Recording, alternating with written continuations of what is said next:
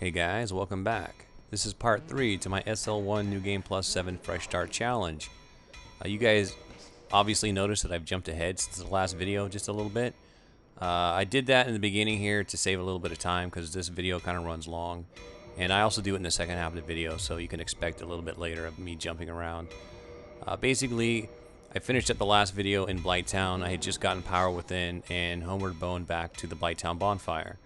From there, I went back down into the Great Hollow to do something I should have done in the previous video, and that's getting a couple of red Titanite chunks from the dead bodies down there. I only was able to get 2 because I killed all the rest of the lizards, and none of them dropped anymore.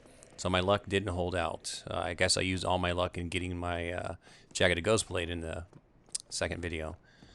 So anyway, I'm going to head into the Asylum right now to get the 2 chunks I can get from the Black Knights. And that'll get me up to +8. The only other option I really have to get chunks, since I didn't have much luck with the lizards, is to fight rockworms down in the Demon Ruins. But I really don't want to put myself through that pain because they're extremely rare, and I just don't want to deal with it. So I'm going to have to make do with a +8 Fire Reinforced Club. So I know you guys have been pretty patient waiting for this video. I wanted to get it out sooner, I just have not had the time due to work. I actually had all the footage of what you're watching on this video today.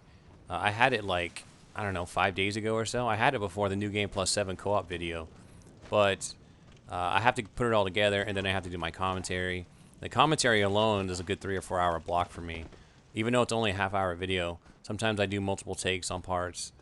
Then I go and I clean up all the audio using noise removal and different filters. And then after all that, I have to render it, and then I have to re-watch it to make sure I haven't made too many mistakes. And if I have to decide whether or not I want to fix them or just leave them as is.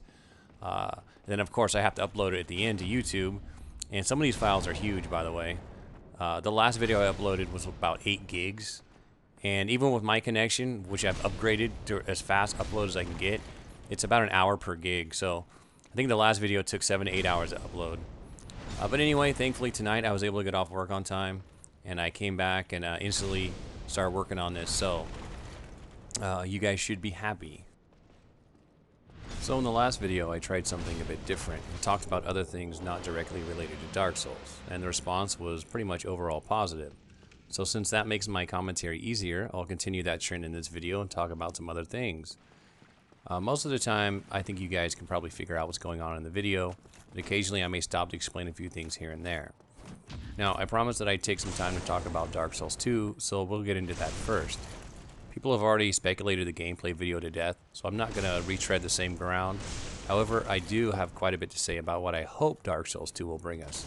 I could talk about specific gameplay mechanics for hours, but for now, I'll focus on the difficulty aspect. There was a lot of worrying going on within the community that Dark Souls 2 was going to become too easy in order to appeal to the masses. But From has already stated that they want it to be even harder than its predecessor. So I'm content that we don't have to worry about easy mode, though I'd like to see them take it a step further. Assuming the mechanics in Dark Souls 2 are going to be very similar to Dark Souls, which is a fairly safe assumption, the problem I see is that those of us with a ton of playtime in this game will already have a huge advantage. Just as Demon Souls players walked into Dark Souls and were able to pick it up quickly, the same is going to happen with Dark Souls 2 for us Dark Souls players. Meaning, for the veterans, the game will likely be easier, even though for new players to the series it might actually be legitimately more difficult than Dark Souls was. So with that said, what I'd love to see From do is add difficulty options into the game, but only upwards. Meaning the base game is standard difficulty, but you would be able to make the game harder from the start by choosing a more difficult setting. Right now, most of us in the community that want to challenge ourselves have to do it manually by creating strict rule sets. Now this is fine, and I quite enjoy doing it, but it would be a great addition if Dark Souls 2 gave us the option of selecting a higher difficulty without having to purposely limit ourselves in the game. Of course, I think that by default, we should have to earn these new settings by defeating the game or completing other achievements, but then once you're unlocked, you can choose to use them at will. For instance, once you manage to beat the game and transition to New Game Plus, it should unlock the ability to choose a New Game Plus difficulty from the start. For every New Game Plus iteration that you progress to, so should your ability to choose that difficulty from the beginning. This would make the game much more difficult without making the player jump through hoops just to create that level of difficulty. The playthrough you're watching right now is only possible due to exterior means, but being able to do it through the game itself would be much more convenient. I would also love to see the addition of a hardcore mode in which you lose your save file if you die. There are already a few games out there that do this, including the Diablo series and Witcher 2, but it creates a very tense atmosphere. It would go really well with Dark Souls. Of course, people can already do this themselves by simply enforcing their own rule, but this leads me to my next wish: better achievements. It may surprise most of you guys to know this, but in all of my hours playing, I don't think I've ever platinumed this game, because frankly, I just didn't care to. I felt no sense of accomplishment by earning any achievement because none of them required any more skill than already required to beat the game in New Game Mode. Instead of having achievements centered around scavenger hunts, I'd prefer to see Dark Souls 2 offer legitimate achievements based around difficulty. After all, if there's one thing Dark Souls is known for, it's the difficulty factor. It's infamous for it. On top of that, there's no way From isn't aware of the large sub-community in Dark Souls that focuses on making the game even harder. So why not throw us a bone and give us achievements or other in-game rewards? Now I'm going to say something that's probably going to come off as extremely elitist, but I'm going to say it anyways. Any achievement that is possible by a large number of people isn't really an achievement at all. If something is so mundane that just about anyone can accomplish it on a lazy Sunday afternoon, then in my eyes it's not really worthy of an achievement. No, I'm not trying to bag on those that enjoy earning platinum in their games. I mean, I get it. It offers a sense of closure and the feeling that you've accomplished all there is to the game. But most of the time, none of these singular achievements are all that difficult. It's not just Dark Souls either. It's the entire achievement phenomenon that pervades all of video games. Achievements used to be more difficult to get, but over time they've been severely dumbed down so that they are within reach of the lowest common denominator. Now, I don't want to go into a philosophical rant about how modern society insists on ensuring everyone is rewarded so that no one feels left out or gets their feelings hurt, but with a game as focused on difficulty as Dark Souls is, there really should be a better reward system for those that manage to overcome that difficulty. Not everyone who plays Dark Souls will be able to complete the game in New Game Plus 7 at Soul Level 1, nor would everyone be able to play through the game without dying, and so on. Which is exactly why I think there should be rewards for this type of accomplishment, because it's far more deserving of the word achievement than simply turning a boss soul into a weapon. I'm not saying that they should get rid of the standard achievements because it makes sense to have some based around the completionist mentality, but would it be that difficult to simply add more that are entirely focused on difficulty? Imagine achievements for beating the game without dying, for completing the final difficulty progression, whatever New Game Plus it ends up being, for beating the game in under a set amount of time, for wearing the Calamity Ring the entire game and never taking it off. These sorts of achievements would be worth pursuing, and those that can accomplish them would be rewarded for their effort. Now, speaking of the Calamity Ring, I thought it was a great idea that was implemented poorly. Instead of having to play through half the game and defeat a boss only located in the new content, it should have been choosable as a gift from the start. Those that started with the ring equipped and never removed it should have been rewarded with something.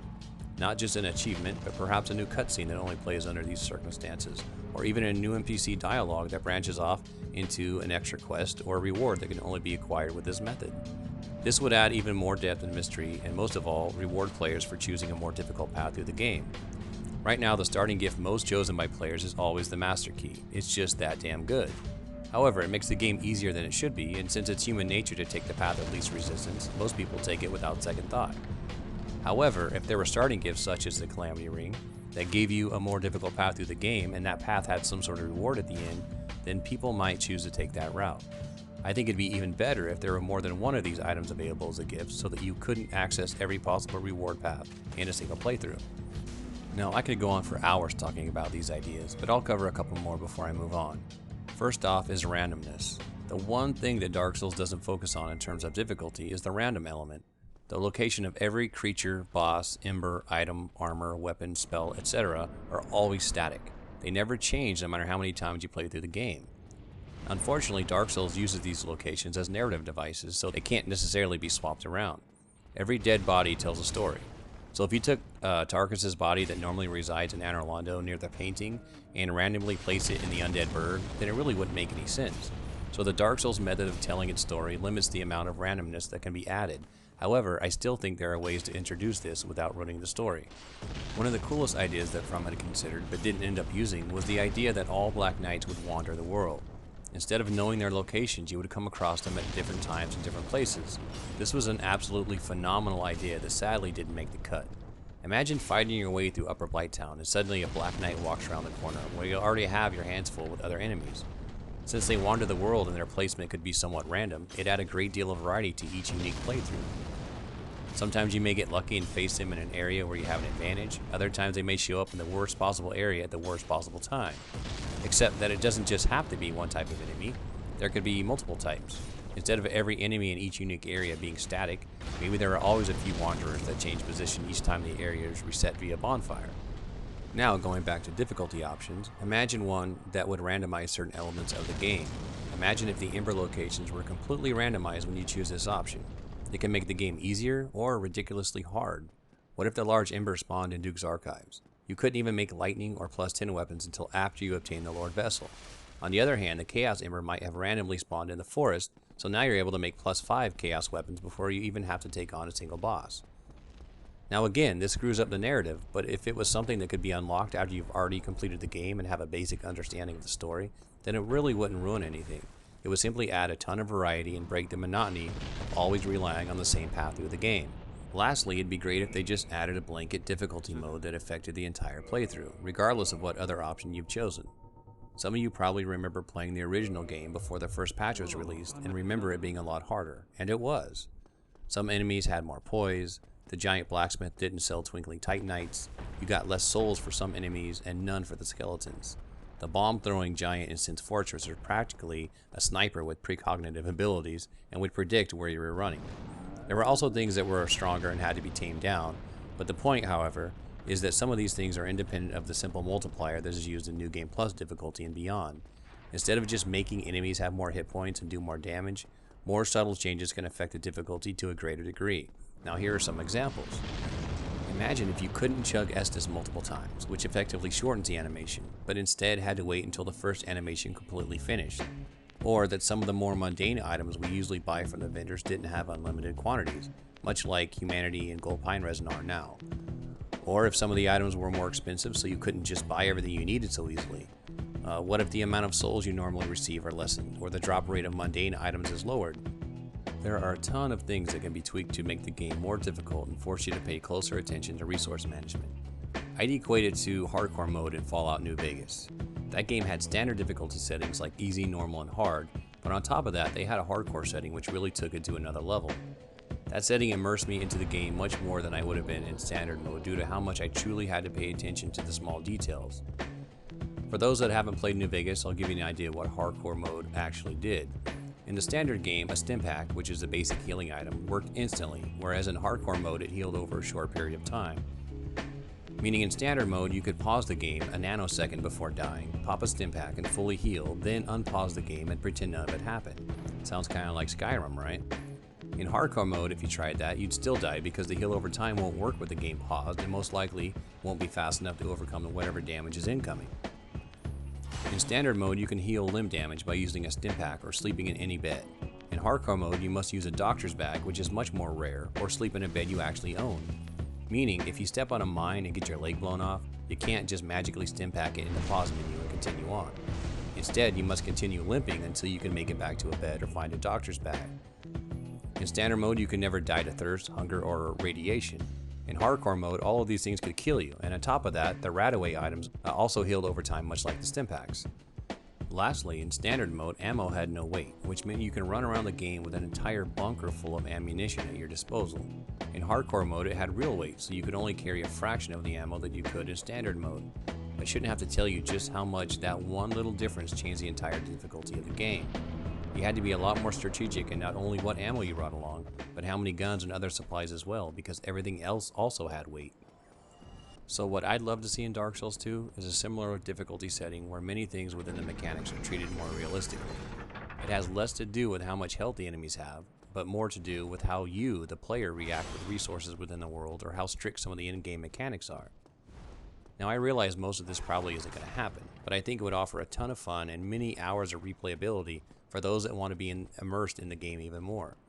Honestly, I had hoped that Dark Souls coming to PC would have eventually spawned a mod that would have been able to tweak the difficulty in just the way I mentioned. People could create challenge mods, just like what is done in the Elder Scrolls games, that you could download and install and make some fairly drastic changes to the game. Can you imagine how much more difficult Dark Souls would be if someone could decrease the iframes in the different roles or shorten the parry window just a little bit?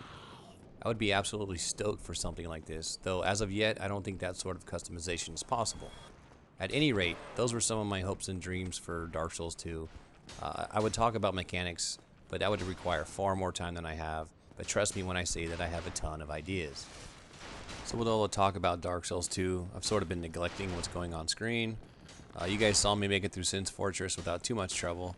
I'm almost to the end of Anor Londo here. Well, at least the end of the first part.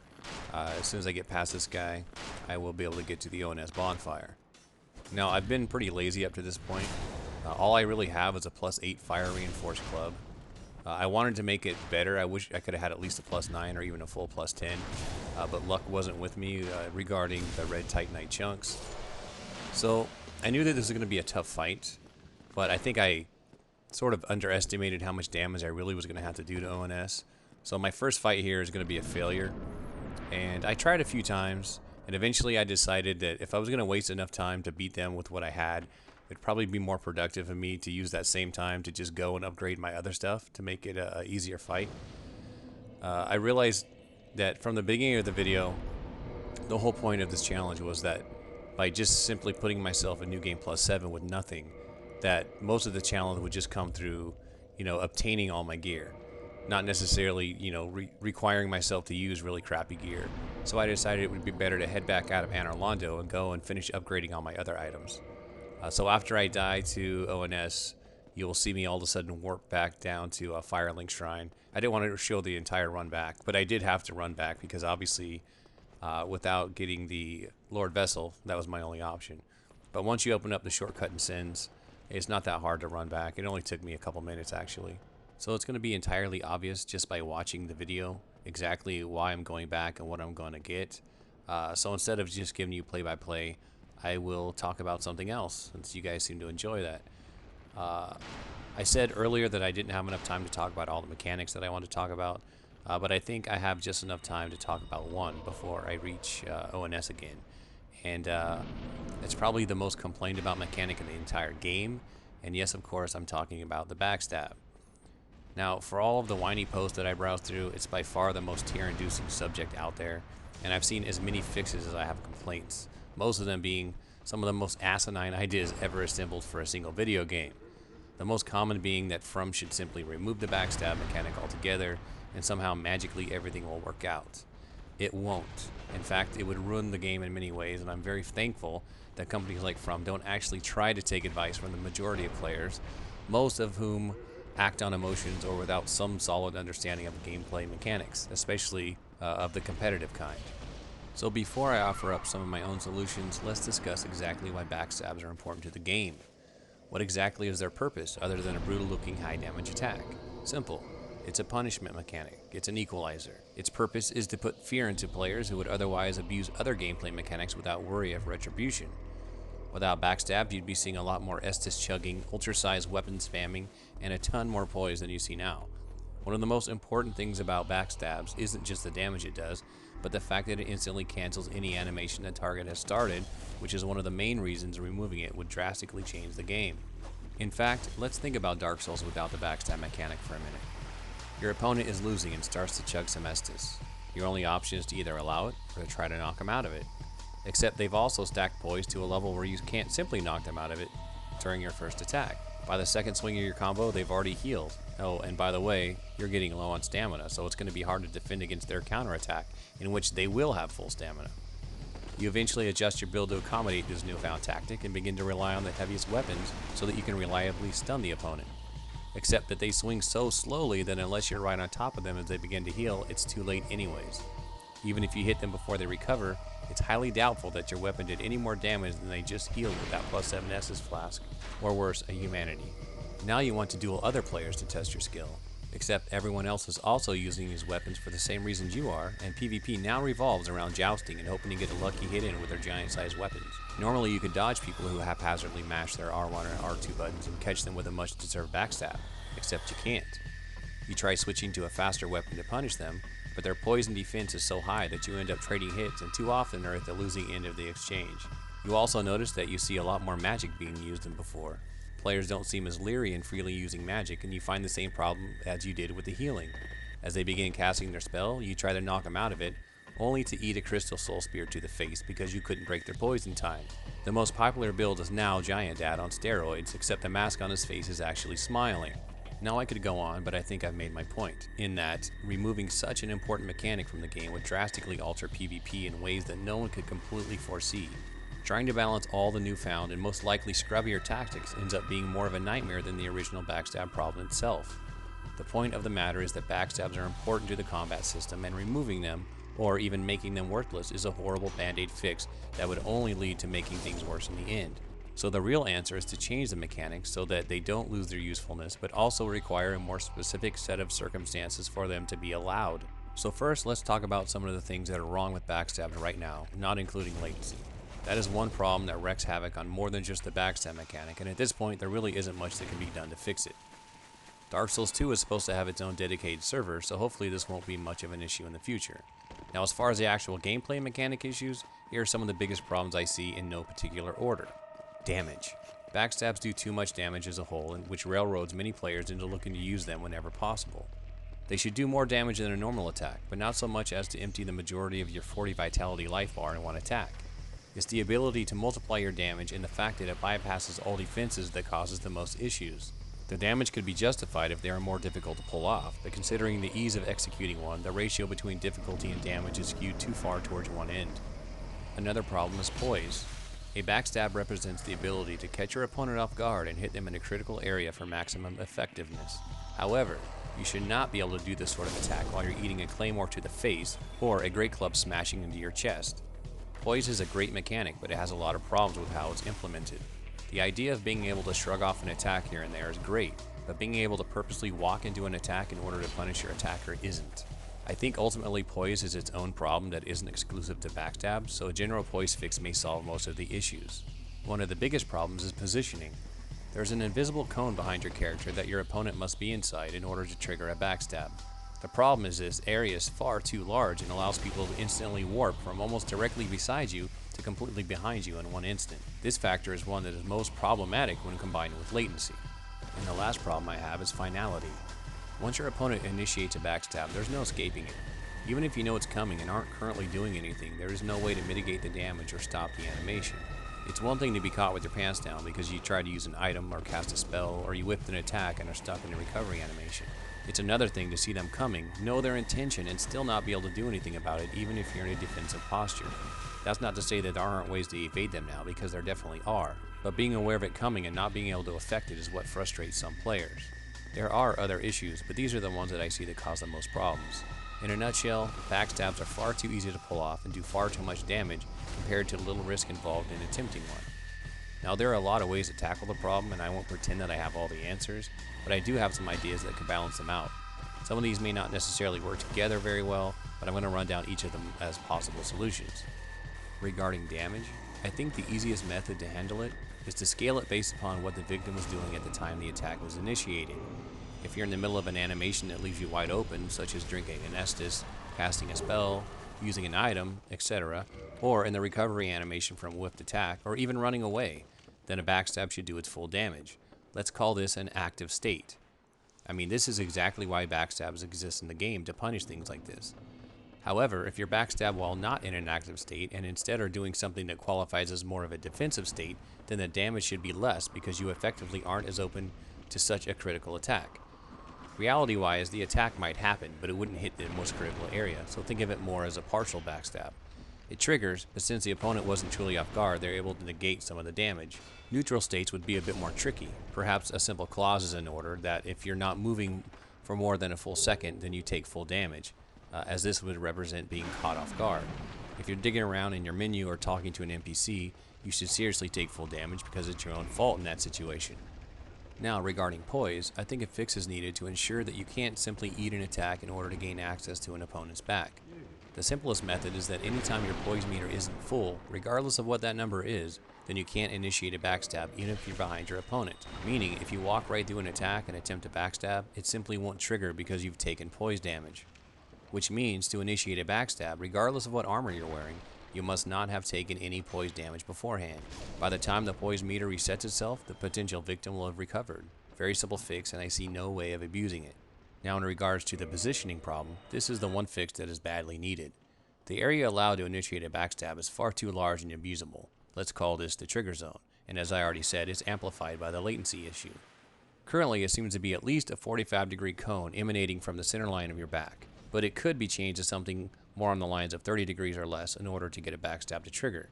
It wouldn't outright stop them, but it would force the player to be far more precise in their attempt than simply getting anywhere behind you and magically sucking you in. Along with decreased latency due to the use of dedicated servers, this fix alone would solve a lot of the issues. I'm sure in time skilled players will perfect this zone, but the point is it would rely on more skill than it currently does now. To take it further, I think that positioning may be something that isn't necessarily a static area, but one that is defined by your weapon.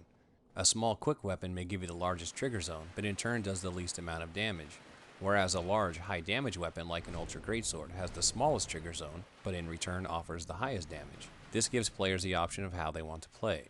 Those that are big on backstabs can focus on smaller weapons and execute more of them, while players that focus on high damage weapons won't be able to trigger as many, but when they do, the opponent will definitely feel it. So regarding the final problem that I called finality, I think there could be a mechanic that would allow you, the player, to have a bit of control in either lessening the damage or escaping certain backstab attempts.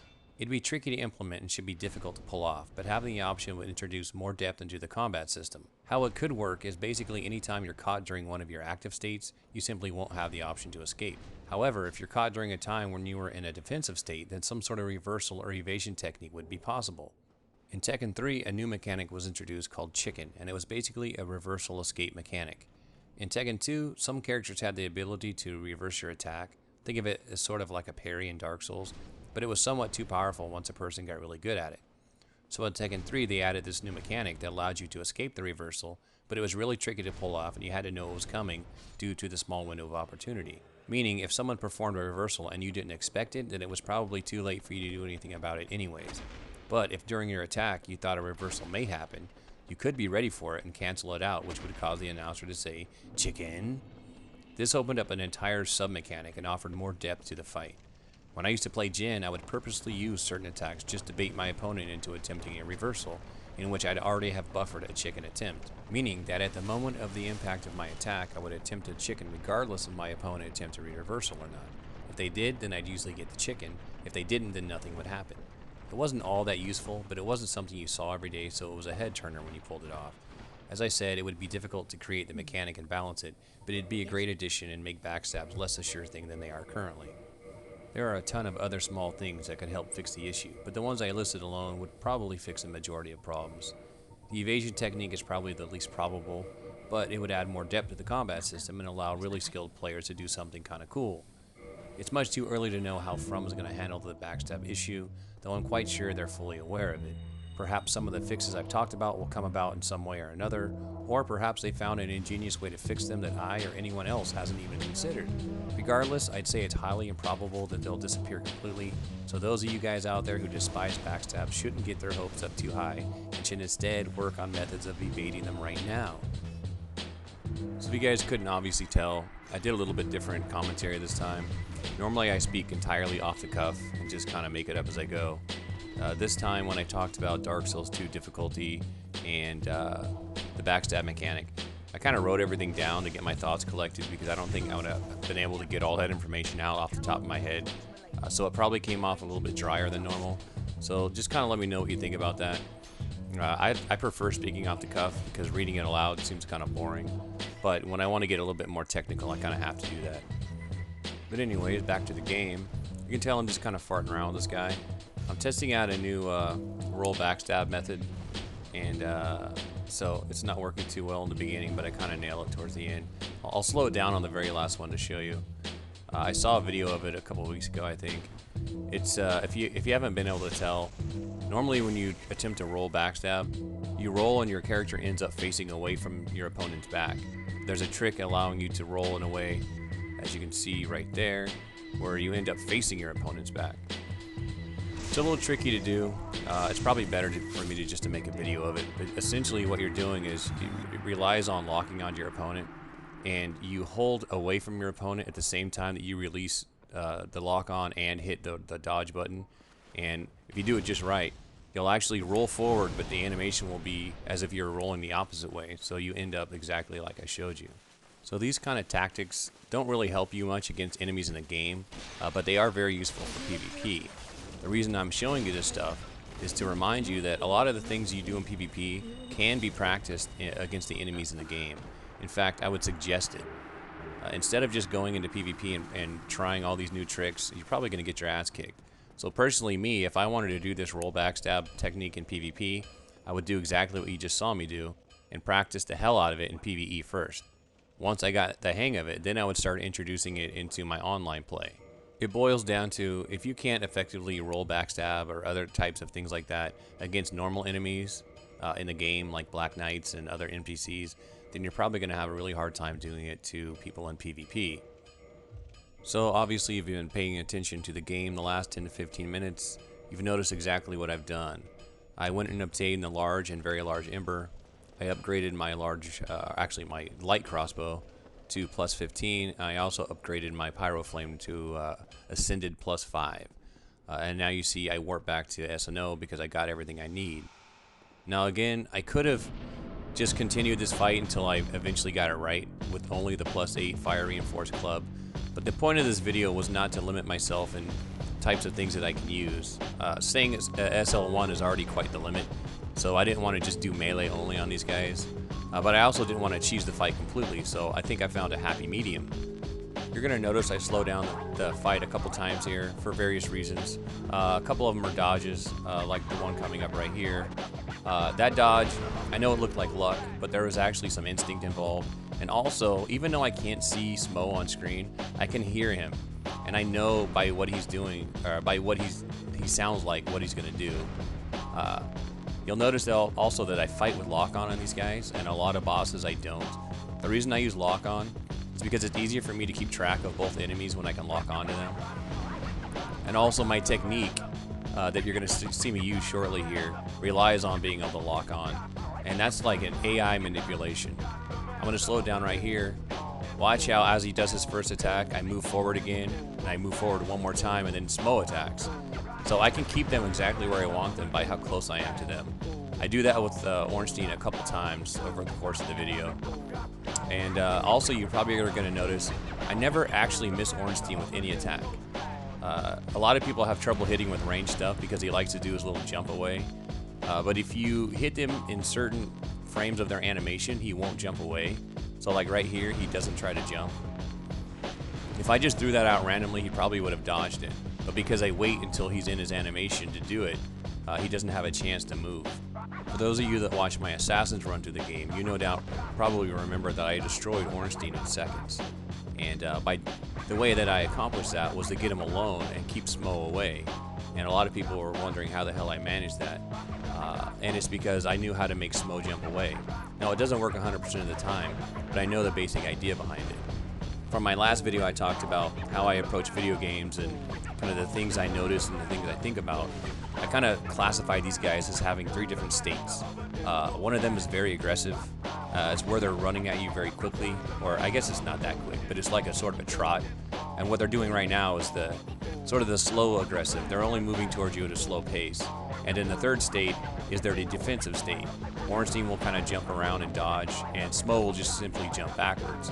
So understanding these states and how to achieve them or how to take advantage of them is kind of important in this fight. That's what you see me doing. I only attack Ornstein when I know for a fact I'm going to be able to get a hit in and not be punished by Smough. And by doing that, like I said, I never once missed an attack on him and he never once hit me. So with Ornstein now out of the way, it just comes down to Super Smough. You guys that have watched my videos know I always like to fight Super Smough, and it's because I find him incredibly easy.